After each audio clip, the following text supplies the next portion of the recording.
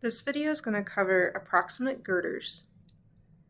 So in this example, we've got a frame that has two stories. The first story is up 12 feet tall. The second story is 10 feet taller than that. They have different distributed loads, though they are both uniformly distributed loads, and the bay is 15 feet wide. We want to find the moment specifically at E and the moment at C. So the approximations that we make for approximate girders is that 10% from the fixed end, we have 0 moment. Now, how that helps us is that when we make our cuts at 10% in,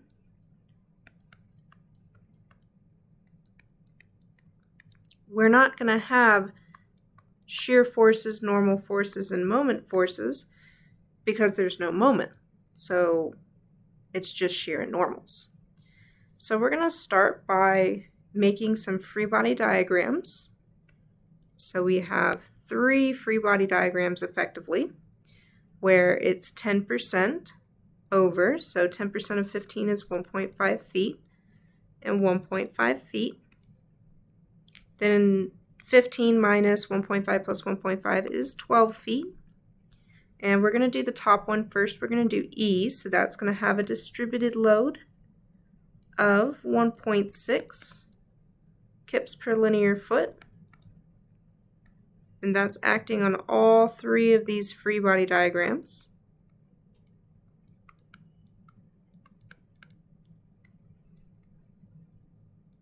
And the other approximation that we're making for approximate girders is that we have no axial normal forces. No axial normal forces. Not that that really matters much. So what that does mean is that we actually only care about the shear. So on our free body diagram here in the middle, we're going to have our shear, and then equal and opposite when we transfer it over, across the cut, shear is going to go down. Now we specifically care about our left drawing here because this is E. So at E, we technically have our shear, our normal, and our moment, but we really only care about the moment at E. So what can we start with? Technically there's also shear, normal, and moment at the other side, and this is moment of F. So if you're looking for a place to start, you're going to notice that there's a lot of unknowns, and we don't have enough equations for that. But we're actually going to start with the guy in the middle.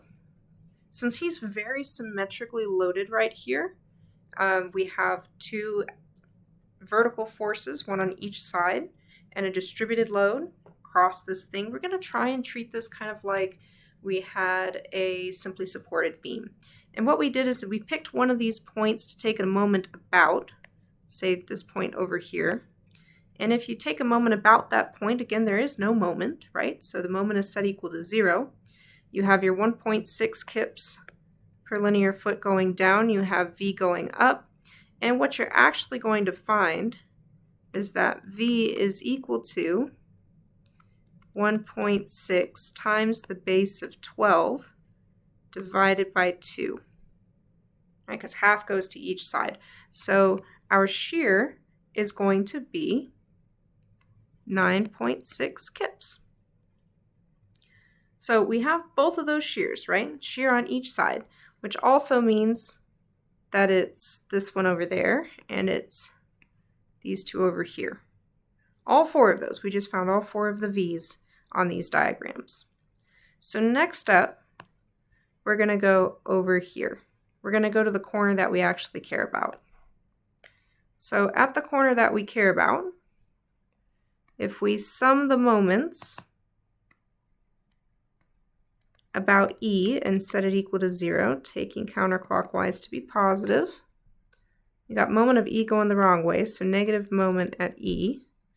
Then we have the 1.6 kips per linear foot also going the wrong way, so minus 1.6 times a base of 1.5 times half the distance, so 1.5 divided by 2 to get us over to moment at E.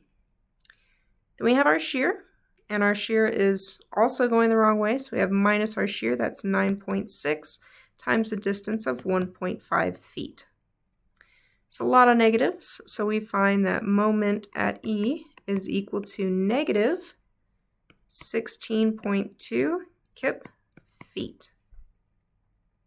Cool, we found moment at E. Next up, we want to find moment at C. So moment at C, again, we're just going to do the same thing we did before. We're going to make 3 cuts.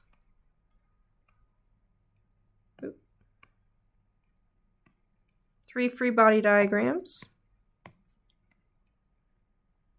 Again, use the same width, so 1.5 feet, 1.5 feet, and 12 feet in the middle, but his distributed load is a different value.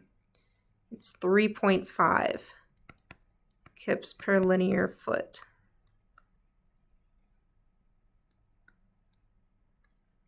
So 3.5 kips per linear foot on all of these little free body diagrams. Alrighty, next up we've got the shears. Technically there's also the normals, but we're just ignoring them. So those shears are going to go up, then we have them going equal and opposite on the other side of the cut so that they cancel out, so they don't technically exist. We have our shear and our normal and our moment. This is going to be moment at C. Technically, same thing on the other side. Shears, normals, and moments, that's moment at D, in case anybody cared. So again, we're going to start here in the middle first, and we've got our shear equal to 3.5 kips per linear foot across 12 feet, all that divided by 2. Gives us a nice 21 kips for all of our V's. Then when we go over to moment at C, we're going to sum the moments at C and set it equal to 0. And we're going to have moment at C going the wrong way, so minus moment at C. We have our negative, because he's going the wrong way too, for our 3.5 kips per linear foot across 1.5 feet. The distance from his center to C is half of 1.5 feet. Then we also have V going the wrong way, so minus 21 kips times the distance of 1.5 feet. And we find that moment at C is equal to negative 35.4 kip feet.